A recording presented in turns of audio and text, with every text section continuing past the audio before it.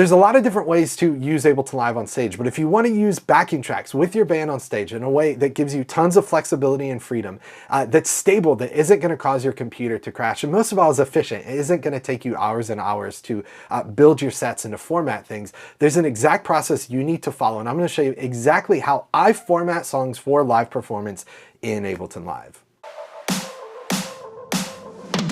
So like I mentioned at the beginning, there's a lot of different ways to use Ableton Live on stage. If you're using Ableton as a live looping artist, you're going to use that differently than someone who's running backing tracks with your band.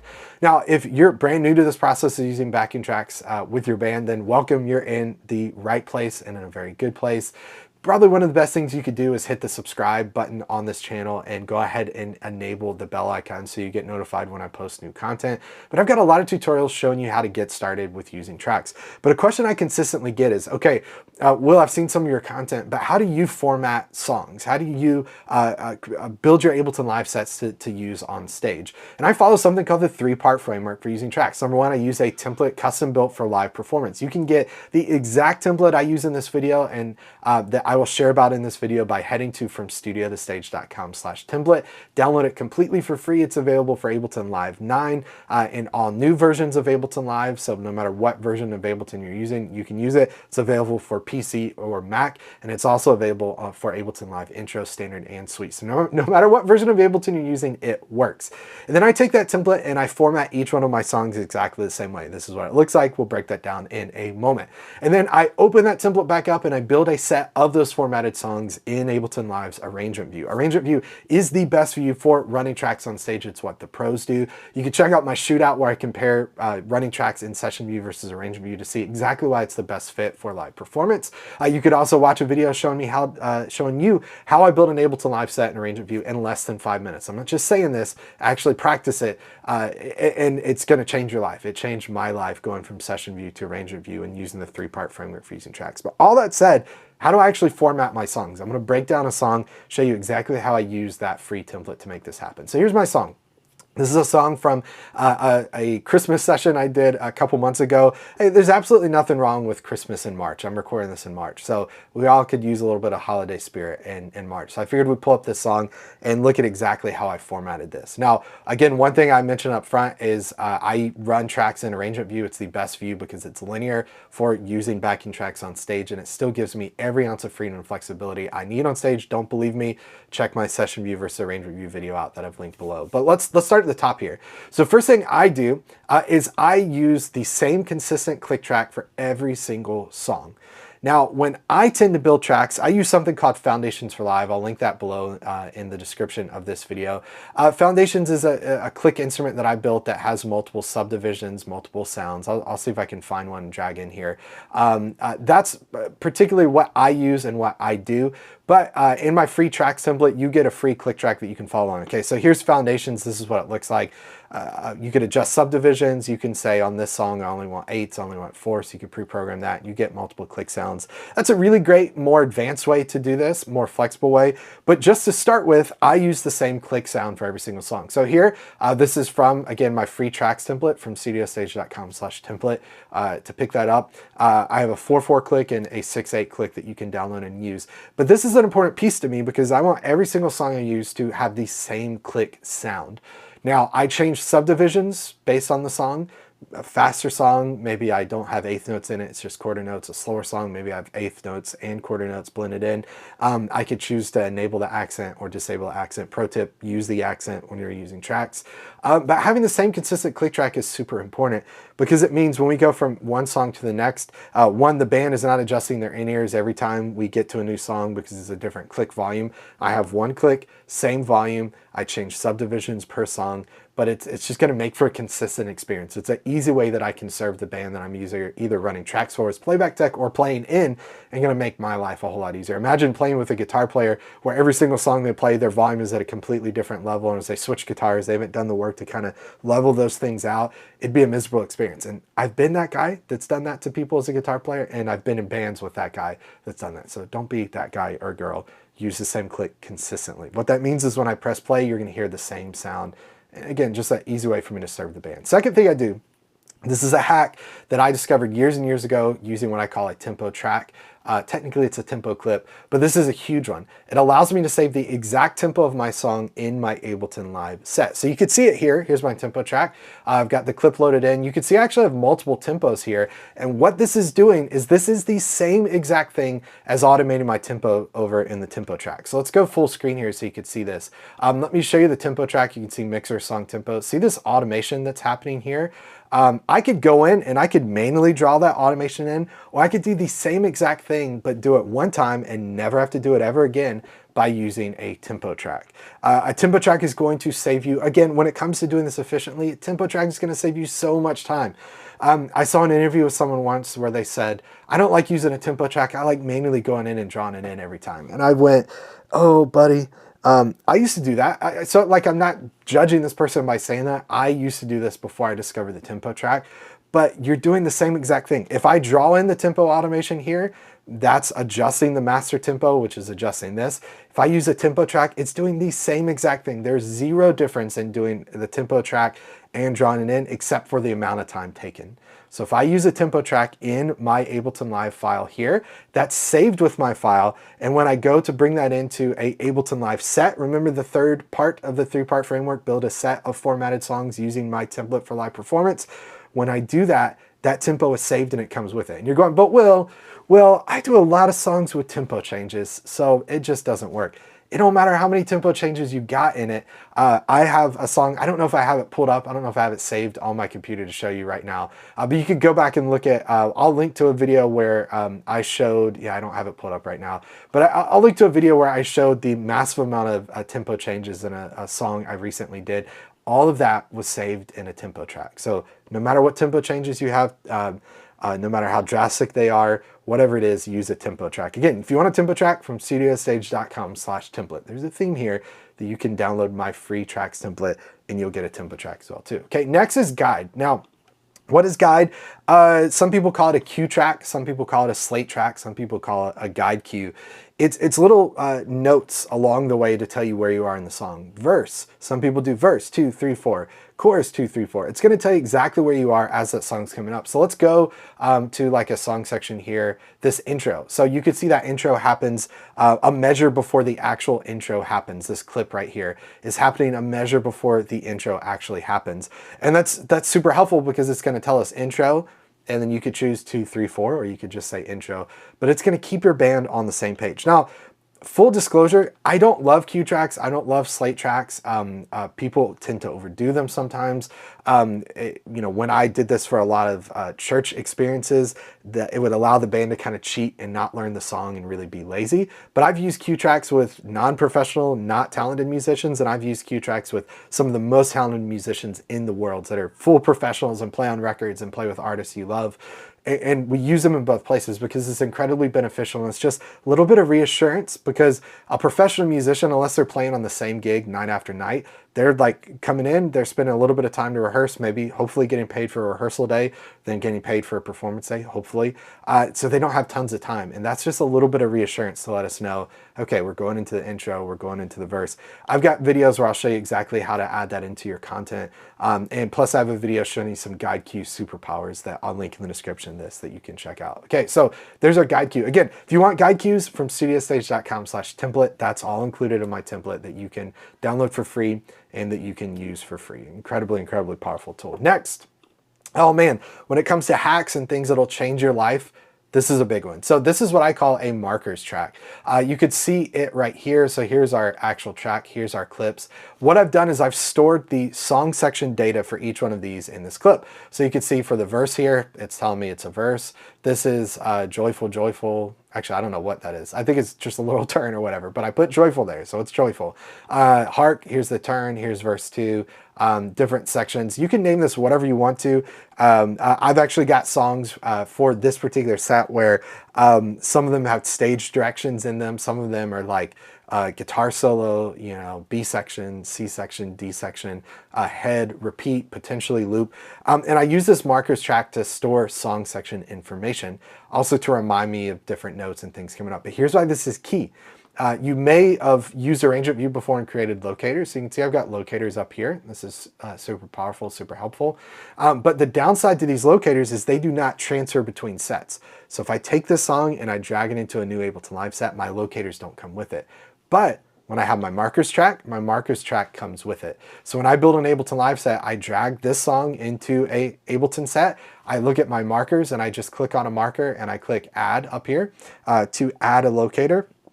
And when I do that, I get a locator that you can see, I haven't even named these locators, but that's fine because I have this markers track. That tip, the tempo track and the markers track, those two tips alone will save you hours and hours worth of effort and time that you're redoing every single time you build an Ableton Live set.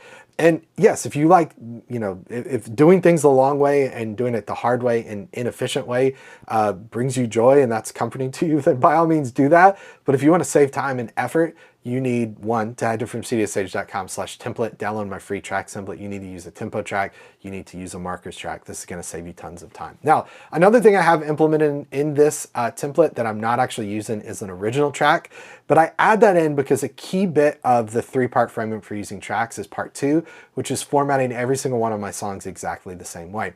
And in this set, I have, I think 2 out of the 15 songs actually has an original track.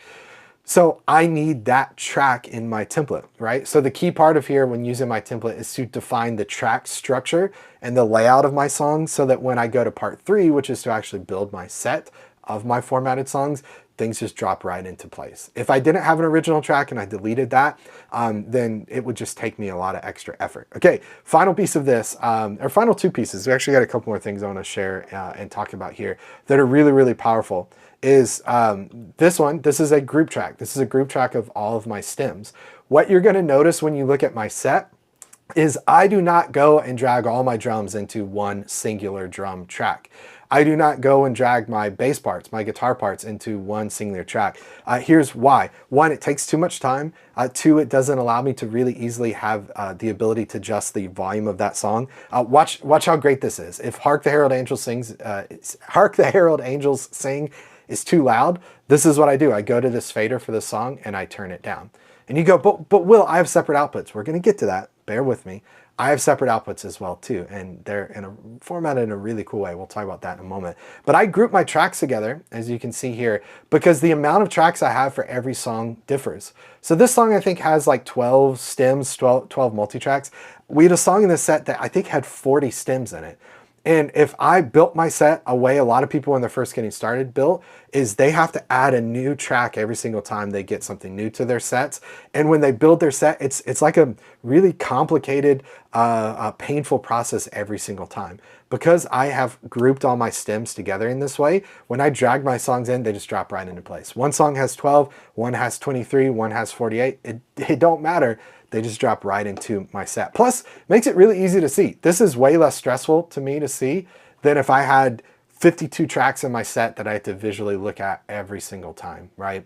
So a lot of benefits here. Now, second piece of this, or the second part of kind of the final piece of this, let's say that an even better way. The final piece of this that I want to share that I think is going to revolutionize things for you is audio outputs and audio output routing.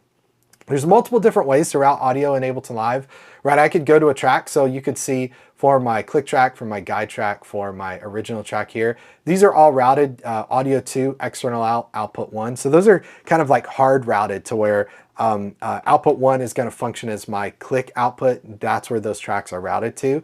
That's one way to route tracks. That's the way a lot of people do when they're first getting started. And what I see a lot of people do, like I mentioned before, is they would have all their individual tracks and drums, and they would go to drums and say audio 2, and those would be routed to their drums. And then every time they change audio interface, they have to reroute every drum thing, and then every bass thing, and then every guitar thing, so on. And then again, they don't have that individual control over their volume. But the most life-changing thing, tempo track, markers track, and using sends and returns for audio. Here's the power of this. I open this song once. This template is set up, my free tracks template is set up for 4 return tracks, which could be 4 stereo outputs, could be 4 mono outputs, but these are grouped into individual things. So this could be maybe drum stuff, this could be, you know, music stuff, this could be vocals, you know, who knows what this is, maybe guitar stuff, whatever. I would go through and typically label these. For the sake of this, I didn't label them, but I have my return tracks here, and here's where the power is. I then go into my, my group track here, and I want to route my audio. So let's say return track 1 is drum stuff. So drums, percussion is going to go there. Let's say return track 2 or B is all our guitar stuff. So I could take my guitar stuff and I can say, okay, let's put that into B, right? So we routed multiple things there. Glock, I'm actually going to make Glock percussion, right? So we'll make that A. There's brass, winds, keys, lead vocal. Let's take everything else that's not something we already mentioned. So piano, brass, winds, strings, harp, harmonica. Let's take all that, put that into C. So that's going to function as our aux output. And then let's take our lead vocals here and we're going to put that into D. Okay. So I've split those songs based on the type of stuff they are. The other thing I did is I went to this track and I said audio to sends only. So my audio is coming out of those tracks. The output of that audio is going to my return tracks over here, which right now is set to master. But I get those separate splits on this. And here's where that becomes really powerful. One, I can go in and quickly go from a 2 output setup to an 8 output setup without ever having to reroute everything. So I open my song, I format it once with this content, I never have to touch it ever again. So let's go into my song. All the stuff's already formatted. I'm going to hit save. It's saved. If I go to build my live set, which again, I've got videos where I show you how to build a set in 5 minutes. A lot of really good content to show you that actually in practice. But let's go in this scenario and let's set this up for 2 output routing, okay? So I'm gonna go to my click here. Again, like I said, hard route click to 1 just by default. I'm gonna take all my return tracks here. Again, we're setting this up for 2 outputs. Let's leave it set to master for now. And let's go to 2, okay? So I've split everything between 2 outputs, output 1 and output 2, okay? Real easy to do. But let's say that we get to a setup where instead of mono click and cues and mono tracks, we actually can do multiple outputs. What do we do there? Well, I still bring my song into my template, and then when I get to my template, let's change our output here. Let's change it to something that gives us some outputs. Let's go to this first thing, which is my percussion stuff. We're gonna go audio 2, external out, we'll say 3, 4. This one, let's do audio 2, external out, 5, 6. Audio out, audio 2, 7, 8, and then let's go 9 and 10, okay? Notice what I didn't do. I did that one time in my template. One time in my template, I changed those return tracks. I didn't touch my songs at all. Those songs are still split. They're now going to 10 different outputs on my audio interface, and I don't have to touch any of them. But Will, that song's a little loud. How do I balance levels between songs? We make this really complicated, but I make it really simple. I just turn the volume up, I turn the volume down per song, and I still get separation.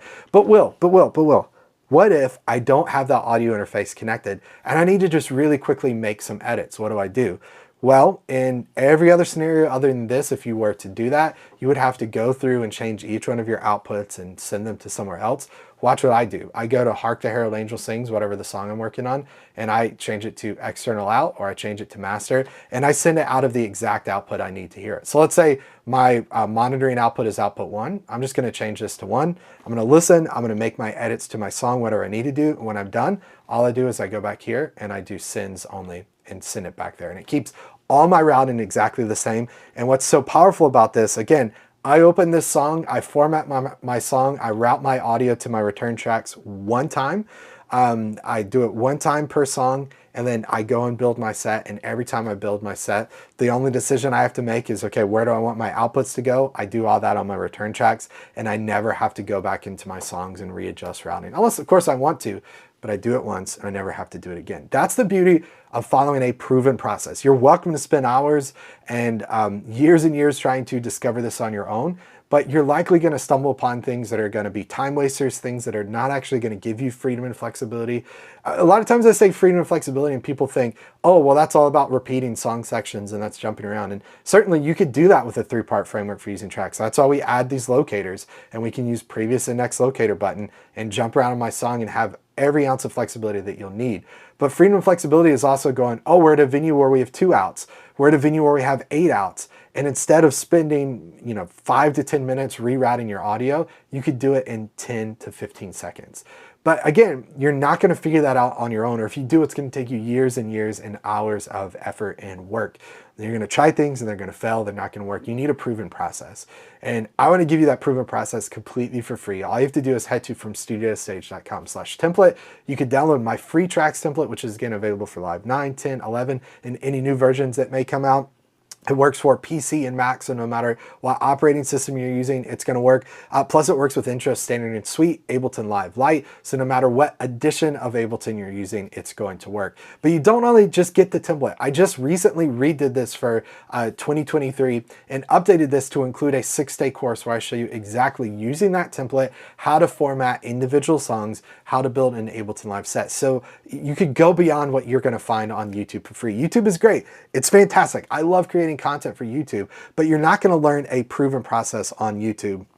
You need someone to walk you through with that individually, and you're going to get individual videos from me that I've recorded for you to learn exactly how to use this template, exactly how to format songs this way, exactly how to build sets in less than 5 minutes with all the freedom and flexibility you need. And again, in a way that is stable. So if you're interested in that, completely free from studiotostage.com/template, you're going to get that template that you can download immediately. Plus you're going to get access to that 6-day course that you can walk through and learn exactly how to do this. And again, that is the absolute best way to run tracks on stage. You can follow in the steps of thousands and thousands of others in all different types of formats, all different types of venues that are following the exact process that I'm teaching you here and that I'll teach you in that course. So again, from studiotostage.com/template to get access to that for free. Now, if you're not ready to do that, I'm not sure why you wouldn't be, but if you weren't, or if you're looking for a way to support this channel, just to say thanks, if you want to learn a little bit more, you're on the fence, let me see what this guy's about before I check that out, then consider pressing the subscribe button. You can also hit the bell icon so that you know exactly when I post a brand new video. And we post brand new content every single week that's going to show you how to perform on stage like a pro with Ableton Live. So if that's something you're interested in, if that sounds like you, then please consider joining us and joining us on this journey. Thanks so much for watching. We'll see you on the next one. Take care, everybody. Bye.